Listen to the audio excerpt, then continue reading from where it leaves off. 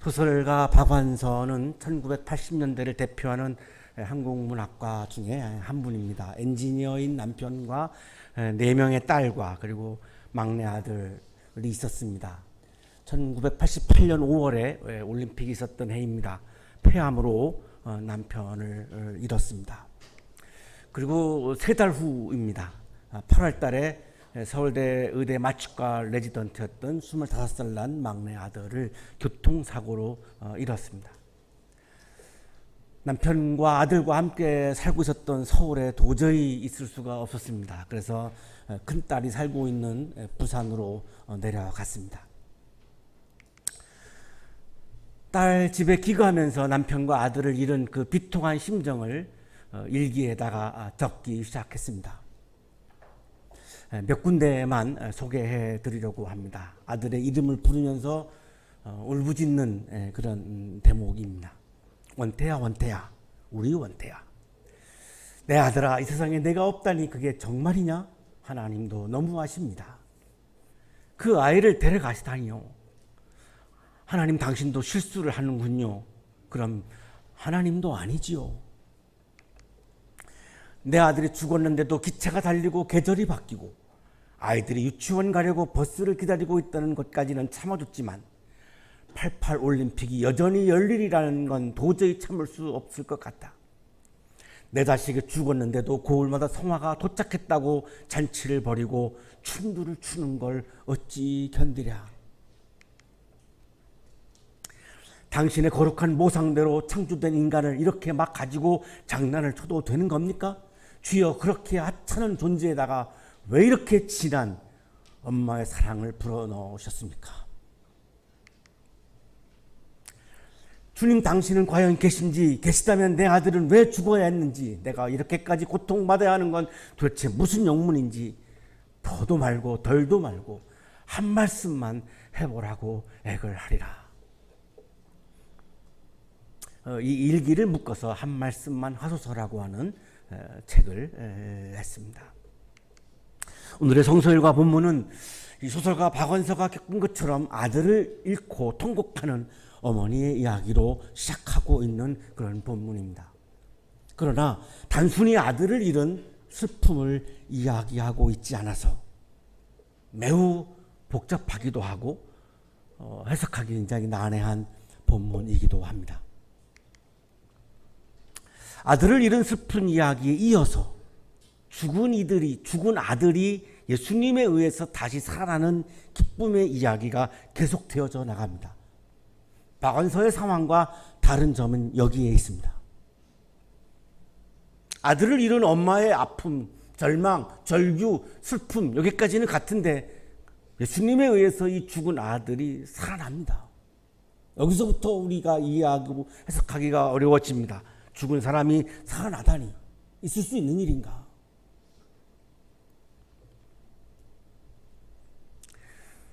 예수님에 의해서 이 죽은 아들이 살아나는 사건을 통해서 오늘 성서 본문은 우리에게 예수님께서는 누구이신가를 말씀합니다. 오늘 본문의 핵심은 예수님께서는 누구이신가가 오늘 본문의 핵심입니다. 죽은 아들이 살았다라고 하는 이 사건 자체가 핵심이 아니고 이 죽은 아들을 살려내시는 장면을 통해서 우리에게 주고 계시는 예수님은 어떤 분이신가? 내가 예수님을 어떤 분으로 믿어야 하는가? 예수님과 나와는 어떤 관계에 있는 것인가? 예수님은 누구이신가? 여기에 오늘 본문에 초점이 있습니다. 그러나 죽은 사람이 살아나다니 여기에 우리가 꽂혀서 계속 그거를 고민하다가는 예수님이 누구이신가라고 하는 진짜 주제를 놓치게 되기 때문에 그래서 굉장히 난해한 본문입니다. 예수님께서 나인이라고 하는 성읍으로 가셨습니다. 갈릴리 지역에 있는 한 200명 정도가 살고 있는 작은 그런 마을입니다. 제자들과 큰 무리가 예수님과 동행합니다. 예수님께서 나인 성읍 성문 가까이 이르렀는데 사람들이 한 죽은 사람을 메고 나옵니다. 상여입니다. 죽은 사람은 과부의 외아들이고 이 많은 성의 사람들이 이 엄마와 함께 상여를 따라오고 있는 겁니다. 예수님께서 그 여자를 보십니다. 그리고 가엾게 여기십니다. 예수님은 그 여성을 가엾게 보셨습니다. 죽은 사람이 살아날 수 있는가를 주목하다가는 이런 장면들을 놓치는 겁니다. 주님의 장면들을 놓칩니다. 주인공은 주님입니다. 죽었다가 살아난 아들이 주인공이 아니고 오늘 본문의 주인공은 예수님입니다. 예수님은 그 여성을 가엾게 여기셨습니다. 울지 말아라. 그리고 가서 관에다가 손을 대십니다. 그랬더니 사람들이 가던 길을 멈추었고 예수님께서 말씀합니다. 젊은이야, 내가 내게 말한다. 일어나라. 젊은이야, 내가 내게 말한다. 일어나라. 그때 죽은 이 청년이 일어나서 앉습니다. 그리고 이 청년이 말을 하기 시작합니다. 그랬더니 예수님이 이 청년을 어머니에게 돌려주십니다. 16절은 그 장면을 바라봤던 사람들의 반응입니다. 이 반응 속에 이 사람들이 예수님을 어떻게 이해했는지, 예수님을 누구라고 보았는지가 담겨 있습니다. 누가복음의 저자는 이 광경을 목격한 목격자들을 통해서 우리들에게 예수님이 누구이신가를 전하려고 하는 겁니다. 모든 사람들이 두려움에 사로잡혀가지고 하나님을 찬양하면서 말합니다. 우리에게 큰 예언자가 나타났다. 두 번째 반응입니다. 하나님께서 자기 백성을 돌보아 주셨다. 예수님은 큰 예언자다. 하나님은 이 예언자를 통해서, 예수님을 통해서 우리를 돌보아 주신다. 우리들에게 예수님은 큰 예언자시고 예수님을 통해서 하나님은 지금 이 시간에도 나를 돌보아 주신다라고 하는 것이 중요합니까? 2000년 전에 한 청년이 죽었다가 살아났다라고 하는 그 사건 자체가 중요합니까? 그 살아난 청년은 지금 존재하지 않습니다. 이미 고인이 되었습니다. 두 번째 또 죽었습니다. 또 죽었는데 그때는 살아나지 못했습니다. 그렇다면 그 사건이 나에게 뭐 그렇게 대단히 중요합니까? 나에게 중요한 것은 예수님은 큰 예언자로 나타나셔서 하나님이 나에게 이분을 보내셔서 지금 이 시간에도 힘겹게 살아가고 있는 나를 돌보아 주신다라고 하는 이 메시지가 나에게는 중요한 겁니다. 이게 있을 수 있는 일인가 없는가 논쟁하다 보면 예수님을 놓치게 된다라고 하는 굉장한 오류에 빠질 수 있다라고 하는 것을 우리가 조심해야 한다는 것입니다. 놀라운 사건인 것은 틀림이 없습니다. 일어나라고 하는 한마디 말에 죽은 사람이 살아났습니다. 믿기 어렵습니다. 그러나 오늘 본문 말씀은 예수님께서 죽은 사람을 살리셨다고 말씀하고 있습니다. 성서를 글자 그대로 받아들이고 믿는 분들은 이 사건이 실제로 역사적으로 있었던 사실이라고 믿을 것입니다. 좋습니다. 그러나 지적이고 합리적인 사고를 중요하게 여기는 분들은 이거를 역사적 사실로 받아들이는 것이 또 쉽지 않습니다. 지금 이 자리에도 이 사건을 역사적 사실로 믿는 분들이 계십니다. 그러나 역사적 사실로 받아들이기 어려워하는 분들도 또한 계십니다. 분명한 현실입니다. 여기서 우리가 또한 주의할 것이 있습니다. 이걸 가지고 역사적인 사실로 믿는 분들은 믿음이 좋고 역사적인 사실로 받아들이지 못하는 사람은 믿음이 나보다 안 좋으니까 너는 나보다 열등해, 신앙적으로 열등해, 이렇게 가지고 믿음에 또 우열을 매기는 이런 또 엄청난 오류를 우리가 범합니다. 저는 역사적 사실로 믿는 분들도 존중하고 도저히 나는 이거를 역사적 사실로 내가 받아들이기 어렵습니다라고 하는 분들도 존중합니다. 왜냐하면 믿음은, 신앙은 강제로 할 수 있는 것이 아닙니다. 믿어져야 말이죠. 믿어지면 다행인 거고 믿어지지 않는 것도 어쩔 수 없는 현실입니다. 그걸 강제로 믿으라고 해서 믿어지는 것이 아니기 때문입니다. 그렇다면 누가복음 저자는 이 말씀을 통해서 여러분 죽은 청년이 다시 살아나는 것을 믿으시오! 이렇게 우리들에게 강요하는 말씀일까요? 그것을 위해서 이 본문을 기록했을까요? 누가복음 성서 기자가? 나는 안 믿어지는데 그럼 어떡할 건데요? 그래서 성서학자들은 믿는 분들은 괜찮죠. 믿지 못하는 분들이 문제니까 믿지 못하는 분들을 위해서 굉장히 우리들에게 좋은 조언을 해줍니다. 오늘 저의 마음도 우리 예배를 드리는 여러분들 중에 믿는 분들은 문제가 없습니다. 믿지 못하는 분들에게 저의 마음이 가는 것은 너무나 당연한 것입니다. 성서학자들은 예수님의 기적 이야기를 두 가지 범주로 이야기를 해줍니다. 우선 예수님의 생애에서 많은 기적을 일으키셨습니다. 그 기적들 중에는 역사적으로 사실이라고 하는 개연성 있는 기적들이 대다수입니다.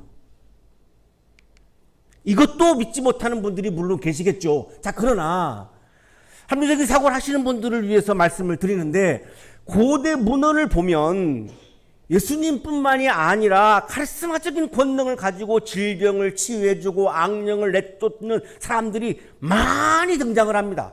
그때는 의학이 발달하지 못했기 때문에 의사들이 병을 치료한 것이 아니라 이렇게 어떤 기적의 사건을 통해서 사람들의 질병을 치유했다라고 하는 기록이 굉장히 많이 남아 있습니다. 오늘날에는 우리 여기도 여러분의 의사 선생님들이 계시지만 의사분들이 하시던 거를 그 사람들이 했던 겁니다. 그러니까 예수님이 질병을 치유한 기적을 못 받아들일 이유가 하나도 없습니다. 예수님 혼자만 그랬던 것이 아니라 많은 분들이 존재했고 고대 문헌에 다 이것이 남아있기 때문에 합리적인 사고를 하시는 분들도 이거는 받아들일 수 있습니다. 예수님께서 살아생전에 3년 동안 사역하셨지만 그 3년 동안에 수많은 사람들의 병을 고치셨고 또 악한 영을 내쫓으시고 굉장히 많은 복음서를 읽어보면 굉장히 많은 치유의 사건들이 나와 있습니다. 이거 거의 다 우리가 역사적인 사실로 받아들일 수 있는 부분들입니다. 그리고 당시에 많은 사람들이 예수님에 대한 이해를 보면 병 고치는 분, 악령을 내쫓는 분 이렇게 이해했던 사람들이 많습니다. 그래서 예수님을 쫓아다녔고 예수님을 따라다녔고 물론 예수님의 말씀을 듣고 따라다니는 사람들도 있었습니다만 예수님의 치유 기적을 보고 따라다녔던 사람들도 많았습니다.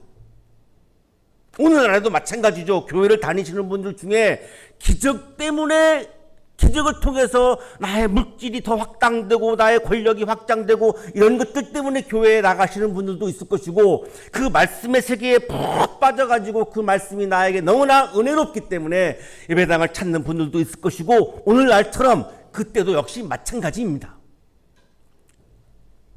그래서 오늘도 나인성에 가실 때에도 많은 무리들이 따랐다라고 오늘 성서일과 본문이 시작하고 있는 것입니다. 질병 치유 사건은 예수님의 주변 세계, 다시 말하면 그 당시에 유대교 세계, 그 다음에 헬라 세계 아주 흔한 일임을 고대 문헌은 우리들에게 보여주고 있고 예수님께서 질병 치유자였다라고 하는 이 역사적 사실은 논쟁의 여지가 없습니다. 분명한 역사적 사실입니다. 예수님께서 아픈 사람들을 찾아가서 아까도 나와 있습니다만 그 여성을 가엾게 여기는 주님의 마음. 아픈 사람들을 보시면 예수님은 굉장히 가엾게 여기셨고 긍휼히 여기셨고 안타깝게 여기셨고 굉장히 사랑의 에너지가 막 솟구쳐 올랐던 겁니다. 그러니 안 고쳐줄 수가 없지요. 내가 고치는 능력을 자랑하기 위해서 예수님이 기적을 행했을까요? 예수님 그런 분 아닙니다. 오늘날에는 그런 분들이 계시죠. 치유의 은사를 받은 분들이 내 능력을 자랑하기 위해서 치유의 기적을 하는 사람들이 오늘날에도 있습니다. 문제는 거기에 자꾸 금전이 따라서 문제죠. 예수님은 돈 안 받고 하셨습니다. 왜 하셨을까요? 내 능력을 자랑하려고? 아닙니다. 그 아파하는 사람이 너무 가여워서, 연민의 마음이 너무나 강해서 고쳐주지 않을 수가 없는 거죠. 예수님에게는 그런 신적인 권위와 신적인 능력이 있는 분이기 때문에 고치지 않을 수가 없는 겁니다. 그 치유를 할 때마다 예수님이 경험한 것은 하나님의 영이 자신을 통해서 힘차게 그때마다 샘솟듯 흘러나오는 것을 주님은 경험하셨습니다. 자, 그러나 또 한 부류의 극적인 기적 이야기의 범주가 있습니다. 죽었던 사람을 살린 사건. 이건 질병을 치유한 것과는 좀 차원이 다릅니다. 사람은 죽으면 살 수 없잖아요. 풍랑을 잠잠케 한 사건, 바다 위를 걸으신 사건, 급식 사건, 고기를 많이 잡게 하신 사건, 무화과나무를 저주하면서 말라 죽게 하신 사건, 이런 사건들은 우리가 조금 전에 보았던 예수님의 일반적인 치유의 이적 사건과는 성격이 좀 다름을 느낄 수 있습니다. 뭔가가 좀 다릅니다. 그래서 이거를 역사적인 사실로 받아들이는 분들도 계시고 역사적인 사실로 받아들이지 못하는 분들도 있습니다. 이렇게 나누어집니다. 치유의 이적은 거의 다 역사적인 사실로 받아들이는 분들이 대다수인데 요 범주에 와서는 나뉩니다. 그래서 이걸 역사적 사실로 받아들이기 어려워하는 분들을 위해서 성서학자들은 우리들에게 조언해 줍니다.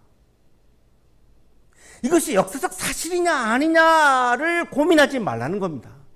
별로 의미가 없다는 겁니다. 그것은 우리가 그걸 검증할 수도 없고 아무리 해봐야 결론도 안 나오고. 그럼 뭐가 중요하냐? 그 기적 이야기 속에 담겨있는 상징적인 요소, 다시 말하면 누가복음을 기록한 저자의 의도, 다시 말하면 누가복음 저자가 그 당시 우리를 향한 예수님의 마음을 전하려고 최선을 다해서 기록한 우리를 향한 예수님의 마음을 보라는 겁니다. 그것이 우리에게 중요하다는 겁니다. 왜 그럴까요? 제가 내일 죽으면 예수님이 저를 살려주실까요? 저 그렇게 믿지 않습니다. 실망하셨습니까? 저 그렇게 믿지 않습니다. 그러나 마지막 종말에 저를 다시 부활시킨 것은 100% 믿습니다. 이게 제 신앙입니다. 그렇기 때문에 저에게도 죽은 청년이 살아났다라고 하는 것이 사실이냐 아니냐가 중요한 것이 아니라 거기에 있는 저를 향한 예수님의 마음이 중요한 겁니다. 나를 향한 예수님의 마음이 무엇인가? 그 사건을 통해서 나에게 주시려고 하는 예수님의 마음이 무엇인가? 시작 주석가인 마크스 모그 몇 번 차례 말씀을 드렸는데 이분의 해석이 굉장히 공감하는 분들이 굉장히 많습니다. 역사적이냐의 여부보다는 어떻게 이야기 그 자체를 넘어서 다른 무엇을 가리키고 있느냐에 의해 이해되어야 하는 경우가 대부분이다. 달을 보라고 손가락을 들어서 가리키면 그 달을 봐야지. 손가락을 보고 있으면 우리는 달을 보는 것을 놓치게 된다는 겁니다. 청년이 살아난 것이 사실이냐 아니냐를 보고 있으면, 그 손가락만 보고 있으면 예수님이 누구신가라고 하는 그 달을 우리가 놓쳐버려서 정말 중요한 핵심을 놓쳐버린다는 겁니다. 이 마크스보그 이야기에 우리는 주목할 필요가 있습니다. 왜냐하면 오늘 본문도 바로 이 경우에 해당하기 때문입니다. 누가복음 성서 기자는 우리에게 예수님이 죽은 자를 살리셨다는 거 하는 것을 역사적으로 믿으라고 강요하려고 이 본문을 기록한 것이 아니라 이 이야기 속에 담겨 있는 예수님의 마음을 우리에게 전해주려고 이 본문을 기록한 것입니다.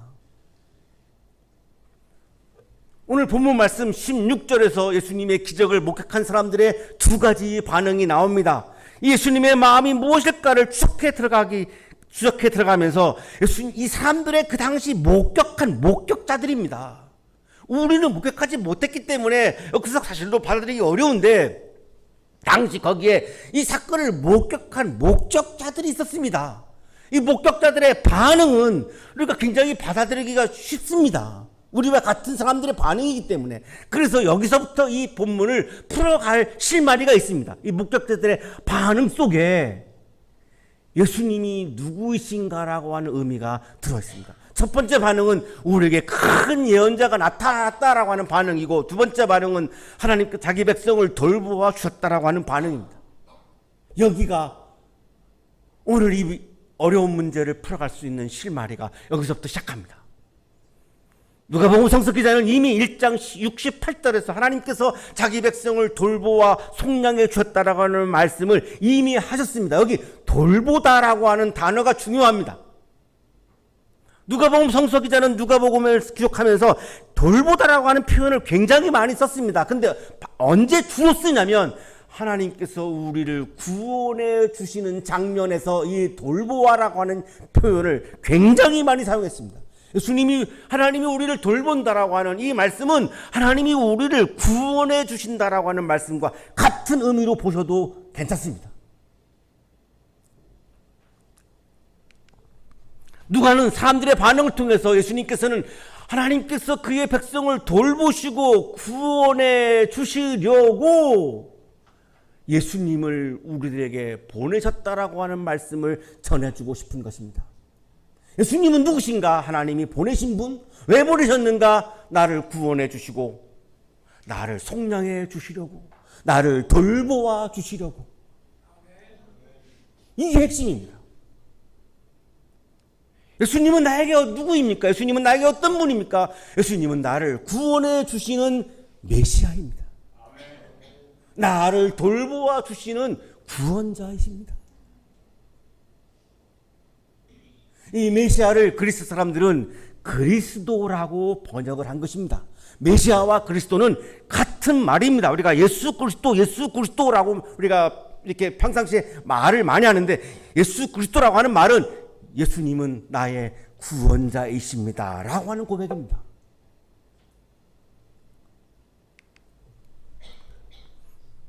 굉장히 유사한 본문이 구약성서에 나옵니다.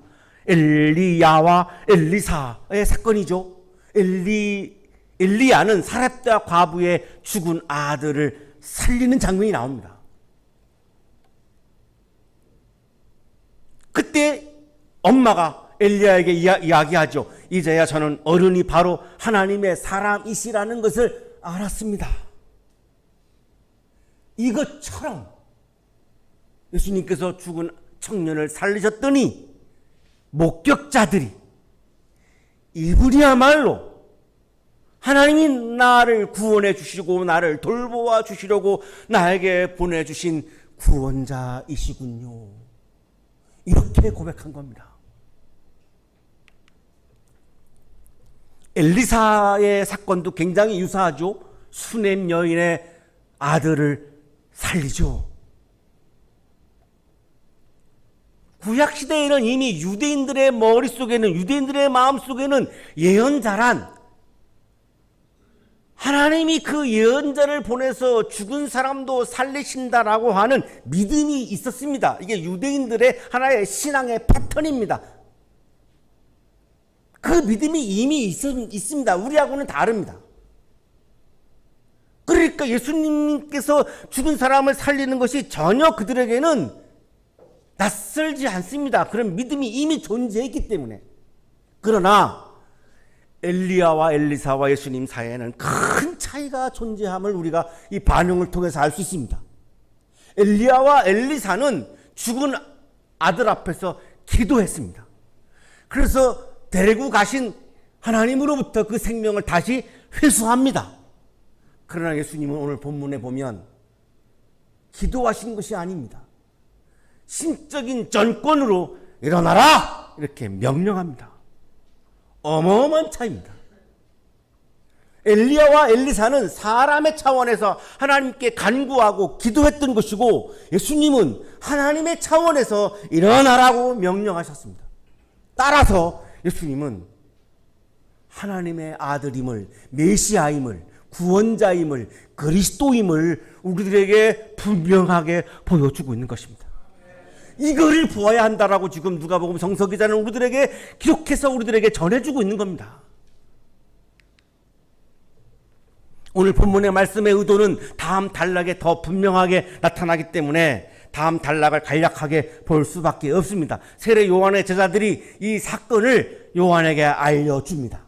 그랬더니 요한이 제자 중에 두 사람을 예수님에게 보내서 질문을 합니다.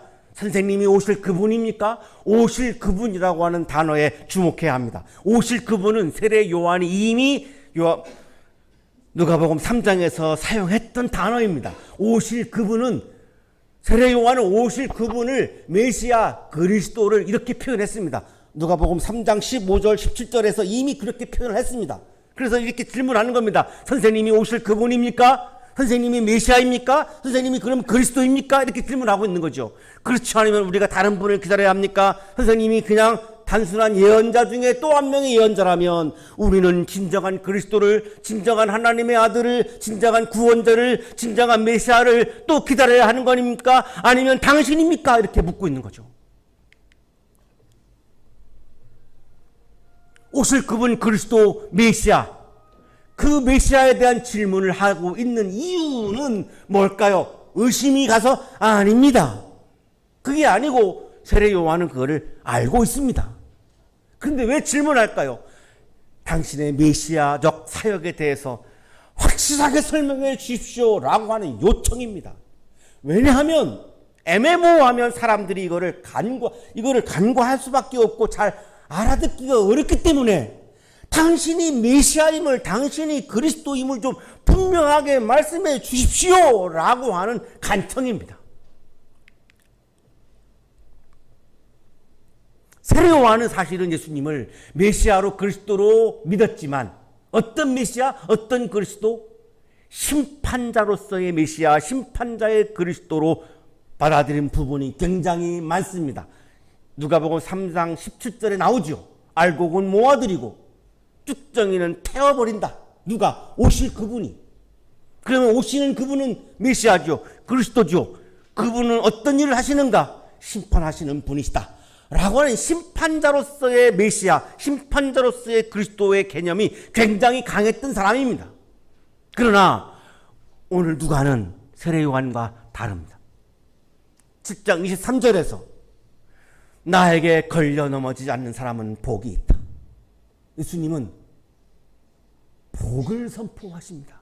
심판이 아닌 복을 선포하십니다. 심판보다는 자비를 더 강조하시고, 심판보다는 은혜를 더 강조하시고, 심판보다는 사랑을 더 강조하고 계십니다. 이것이 요한과 누가의 입장의 차이입니다. 선지자 요한이 우리를 선생님께로 보내어 선생님이 오실 그분입니까? 그렇지 않으면 우리가 다른 분을 기다려야 합니까? 라고 물어보라고 하였습니다. 그랬더니 예수님께서는 질병과 고통과 악령으로 시달리는 사람들을 많이 고쳐주고 또 눈먼 사람을 볼 수 있게 해주시고, 그리고 나서 두 명의 세례 요한 제자들에게 대답을 하십니다. 이렇게 대답합니다. 너희가 보고 들은 것을 가서 요한에게 알려라. 눈먼 사람이 다시 보고, 다리 저는 사람이 걷고, 나병 환자가 깨끗해지고, 귀먹은 사람이 듣고, 죽은 사람이 살아나고, 가난한 사람이 복음을 듣는다. 이 말씀은 유대인들은 익숙한 본문입니다. 왜냐하면 이사야서에 굉장히 많이 나오고 있는 본문이기 때문입니다. 우리는 낯설지만 유대인들은, 그 당시 그 자리에 있던 유대인들은 굉장히 익숙한 본문입니다. 이사야서에 이 본문들이 굉장히 많이 나옵니다. 하나님께서 통치하시는 통치가 완전히 완성되는 날이 되면, 다시 말하면 하나님의 나라가 시작되는 종말이 시작되면, 이 종말은 부정적인 의미가 아니라 성서의 종말은 굉장히 긍정적인 용어입니다. 하나님의 통치가 지금 이미 시작했지만 완전히 이루어지는 하나님의 나라가 시작되면 이런 일이 일어난다라고 구약에 기록되어 있습니다. 눈먼 사람이 다시 보고, 다리 저는 사람이 걷고, 나병 환자가 깨끗해지고, 귀먹은 사람이 듣고, 죽은 사람이 살아나고, 가난한 사람이 복음을 듣는다. 자, 합리적인 사고 때문에 오늘 본문을 받아들이기 어려운 분들도 마지막 날에는, 종말에는, 하나님의 통치가 완전히 이루어지는 날에는 이런 일이 일어난다라고 하는 것은 아마 받아들이실 수 있을 것입니다. 지금 그런 일이 일어나지 않는다라고 하는 거지, 마지막 날에는 이런 사건이 일어난다라고 하는 것을 분명히 받아들이실 수 있을 것입니다. 따라서 그 사건을 목격한 목격자들, 혈의 요한의 제자들도 이러한 예수님의 말씀을 그대로 다 받을 수 있었습니다. 왜 예수님이 이런 말씀을 할까요? 예수님께서 하신 행동은, 죽은 청년을 살리신 사건은 메시아 시대의 도래를 알리는 기적임을 말씀하고 있는 겁니다. 죽은 청년을 살리는 사건을 통해서 예수님이 강조하시고 싶은 것은, 자, 이제 메시아의 시대가 시작되었다. 하나님의 나라가 이미 가까이 와서 이미 시작되었다. 완성을 향해서 지금도 진행해 가고 있다.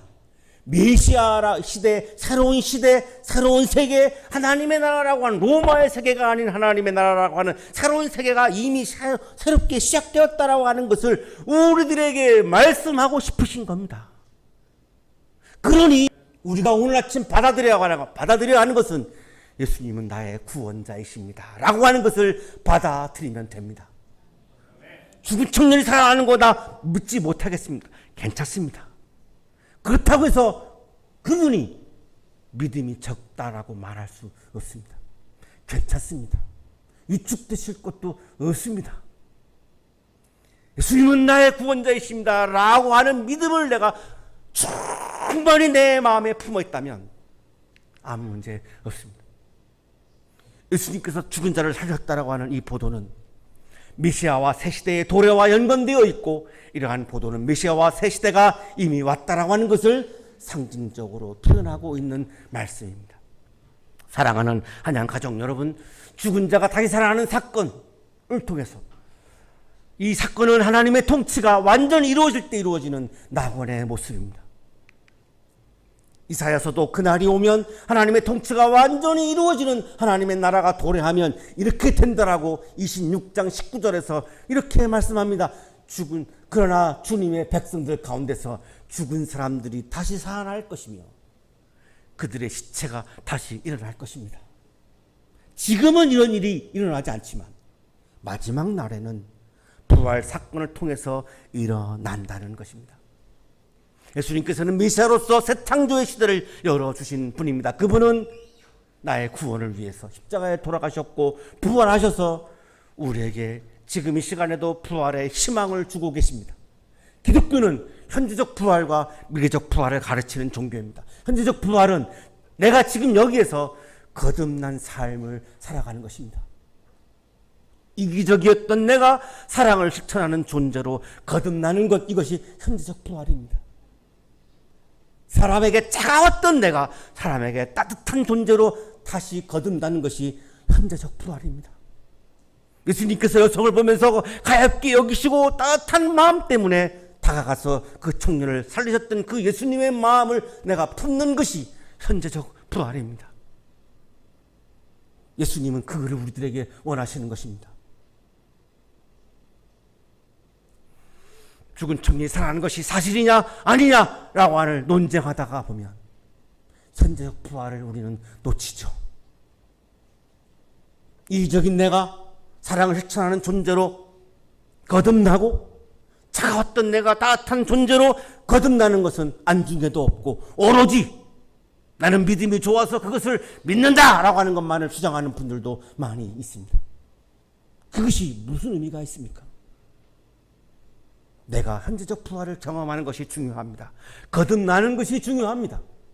또한 미래적 부활은 장차 하나님의 통치가 완전히 이루어질 때 종말적 부활을 내가 받아들이고 믿는 것입니다.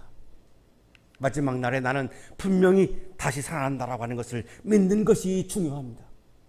이러한 현재적 부활과 미래적 부활을 두 가지를 다 믿는 이 부활 신앙으로 나를 힘겹게 하는 요소가 많은 이 세상에서 나는 싸우며 이기며 믿음의 승리를 하며 살아가야 합니다.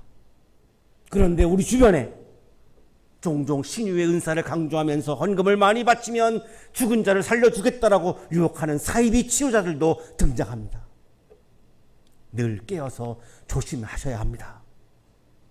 예수님께서는 메시아로서 많은 기적을 하셨습니다. 그러나 산상설교 마지막 결론 부분에서 마태복음 7장 끝부분에 가서 이렇게 말씀하시죠.